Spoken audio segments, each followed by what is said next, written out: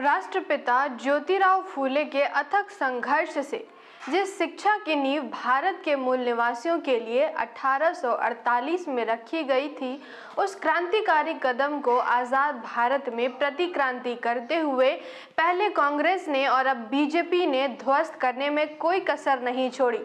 जनता को नए नए नाम से गुमराह कर शिक्षा के कई नीतियां भारत सरकार लाती रही और आज फिर नई राष्ट्रीय शिक्षा नीति के नाम पर शिक्षा के मूल तत्व को ही समाप्त करने में बीजेपी लगी हुई है। मैं आकृति कुमारी MBN न्यूज़ नेटवर्क में आपका स्वागत करती हूं। अगर आप हमारे चैनल पर नए हैं तो चैनल को सब्सक्राइब जरूर करें और साथ ही बेल आइकन को भी प्रेस कर दें ताकि नई वीडियोस की नोटिफिकेशंस आपको मिलती रहे। शिक्षा का मुख्य उद्देश्य लोक कल्याण करना है। अंधविश्वास, पाखंडवाद से विज्ञानवाद की ओर ले जाना शिक्षा के केंद्र में है। शिक्षा से रोजगार और सम्मान भी जुड़ा हुआ होता है।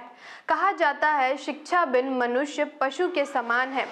फूले साहब ने मूल निवासियों के पतन का कारण शिक्षा का अभाव को माना है। पूरी दुनिया में इंग्लिश को अंतर्राष्ट्रीय भाषा मानते हुए दुनिया को एक करने का प्रयास किया है।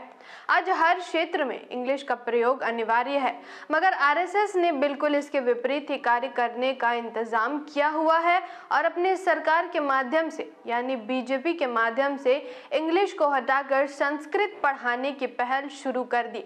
इंडियन एक्सप्रेस की खबर के अनुसार आरएसएस और उसके सहयोगियों के वरिष्ठ प्रतिनिधियों ने नई राष्ट्रीय शिक्षा नीति NEP के कार्यान्वयन पर चर्चा करने के लिए अप्रैल में शिक्षा मंत्री जीतू वधाने, विभाग के वरिष्ठ अधिकारियों और गुजरात भाजपा रत्नकार के संगठनात्मक महासचिव से मुलाकात की। नीति सरकार की और पॉलिसी में क्या पढ़ाया जाएगा ये तय करेगी आरएसएस। गुजरात में राष्ट्रीय स्वयंसेवक संघ RSS ने राज्य सरकार के साथ एक बैठक में कक्षा 1 से अनिवार्य रूप से संस्कृत पढ़ाने के लिए एक योजना बनाई है।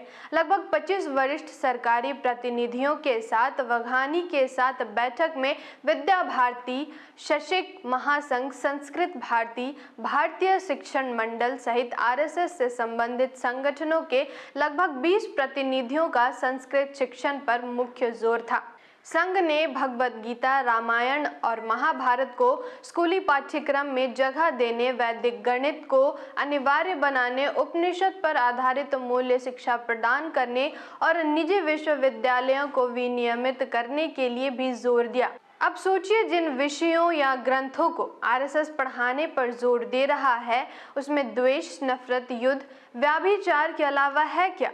कंप्यूटर संस्कृत में कैसे काम करेगा, ये तो समझ से परे है। साथ ही भारत से बाहर संस्कृत डिग्री वालों का क्या होगा? भारत के मूल निवासियों को सरकार के शिक्षा नीति का जमकर विरोध करना चाहिए।